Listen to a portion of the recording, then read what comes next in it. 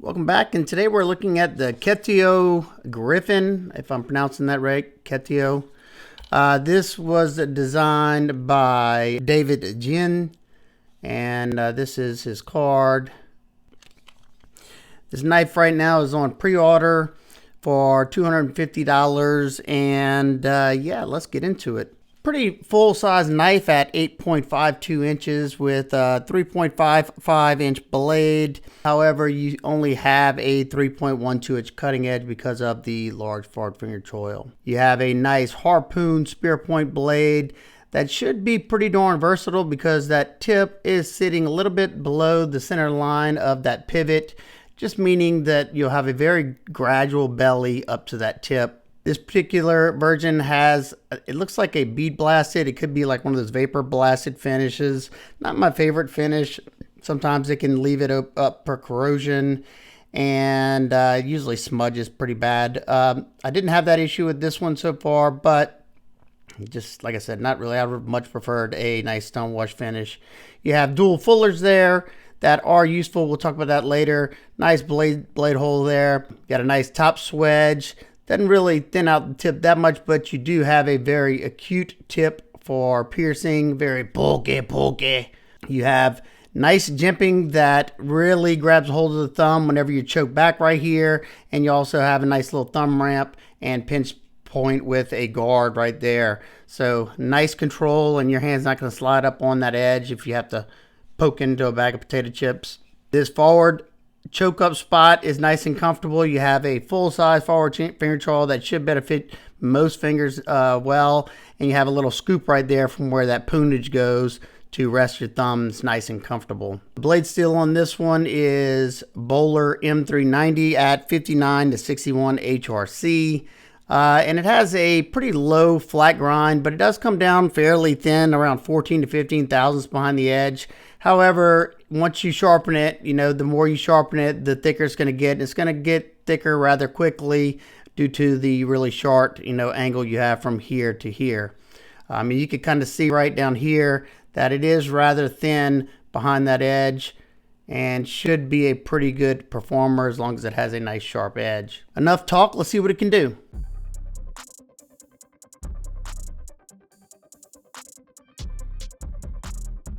Knife came with a really good edge out of box and was blasting through the cardboard.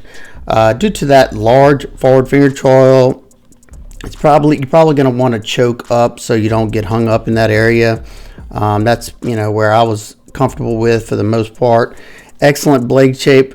That should be pretty versatile because of how low that tip sits below the center line of the scales, given that very gradual belly. But like I said, very slicey, and yeah, so far so good.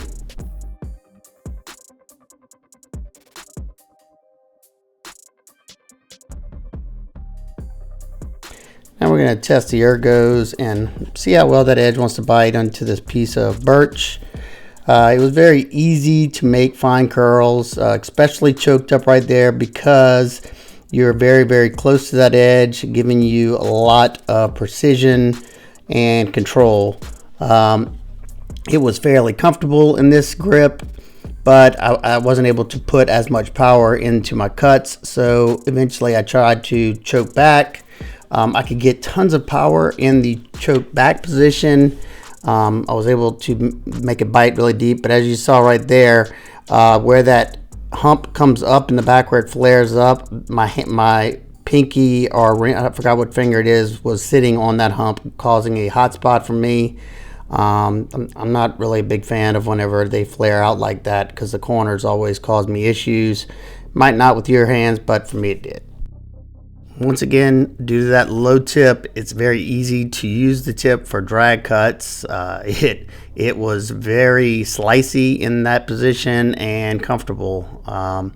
The edge felt pretty darn aggressive. It was blasting through all the material. No problem with the thicker tubing. I went through it fairly easily, so I did a third one just for good measure. All this stuff very easy to do on a flat cutting surface because the tip is low enough and the belly's very gradual. It makes it easy to slice down onto the cutting surface, and you get a lot of contact area of that edge onto the board. So blasting through this, excellent job so far.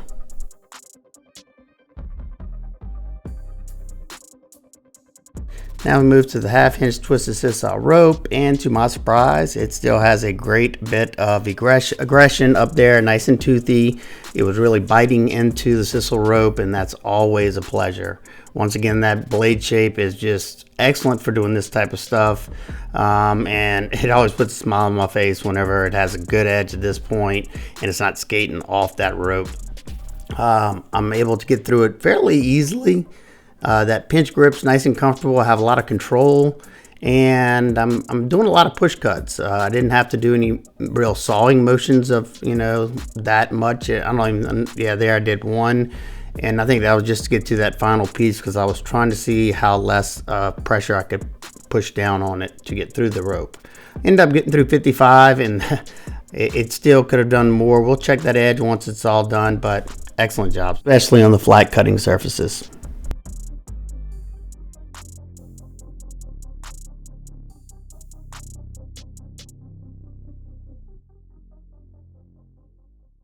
All right, now let's test that edge after all that cutting. Still feels good. Yeah. Very nice. Even with the slow cut. Now let's close it up and take a look at this action. You have a fidgeter's dream here. You have a regular flipper, front flipper, blade hole. You have that fuller. So you choose your poison there. All of them work pretty darn well. You got the flipper, nice and fast. It is riding on ceramic ball bearings. You can thumb flick it with that thumb hole. You can reverse flick it. You can easily front flip it. Now for me, it's not the snappiest front flip, but you can do the reach around as well. It's really easy to break the detent because of that button lock. I do think that the detent created by the plunge lock right here could be a little bit stronger. I can shake it out, not super easy, but can be done. I think if you strengthen it up a little bit, you could get a little bit snappier of an action. It's not bad whatsoever. You can, it can easily manipulate all of them. I'm sure that's probably why they tuned it that way, so you could do all the actions. But I do think it could still be tightened up a little bit. Now, being that it's a button lock and it's tipped for left or right hand carry, it's completely ambidextrous. You can easily get to that button left-handed, and you can easily actuate all the opening mechanisms rather easily left-handed. But like I said, the action's smooth. Press that button and it will drop down pretty nicely. In the smoothest department, a-okay. Just I wouldn't mind seeing that detent strength a little bit stronger, but as it sits, it makes it easy to deploy all the methods.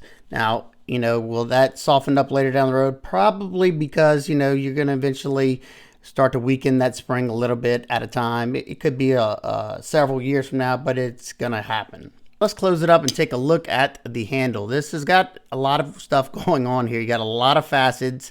You got a lot of chamfers. A lot of milled work here. You have a forged carbon fiber inlay that does look nice, and it's in a different spot. You don't really see it usually way down here, and it is on the back side as well. I like how they did the little circled area for that plunge lock right there, so you won't disengage it on accident. Your hardware is different. You could use a slotted screwdriver for the pivot and for the body screw back here. The clip filler tab, which is a nice touch as well. Those screws are flush with the filler tab. You do have a 3D milled titanium pocket clip. Those are also T6 that are flush with the clip. You also have a floating backspacer here. As you can see, it just gives it the appearance that it's floating in there almost, and an integrated lanyard loop that could fit a baby finger in there. And you have some like jimping on there as well. Doesn't really serve much unless, I guess, if you are holding it, like this. I don't know. Or if you have extra large meat paws. Now, I talked about it during the testing, and to touch on it real quick, I always get nervous whenever I see a handle that has this kick up right here. because, you know, when in choke up position, not gonna feel it. This is very comfortable in this area right here.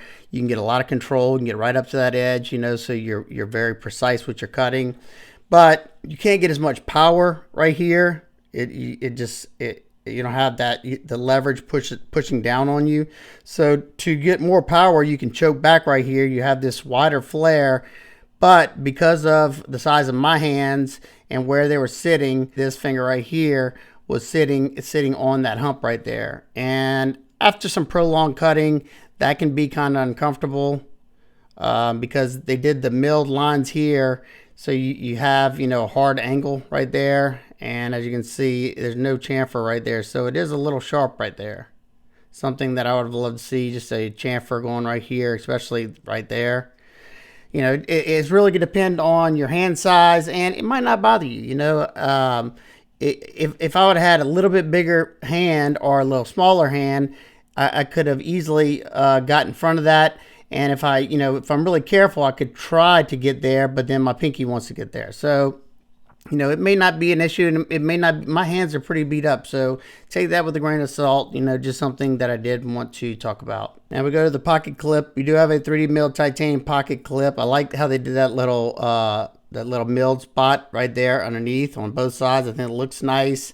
You don't have a ton of ramp, but it's usually good. But it is pretty stiff, so it is a little bit difficult to get in and out of my thicker pants.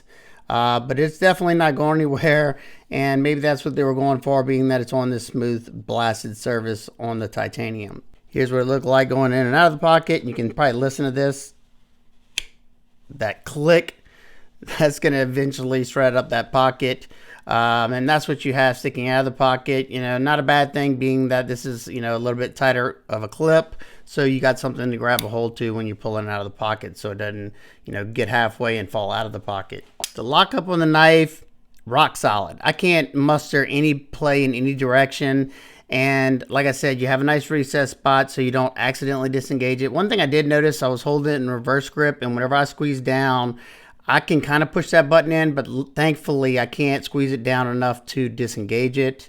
You know, I'm never going to hold it in this manner anyway. I know, you know, if you're buying it for tactical reasons, maybe you would, but I'm not.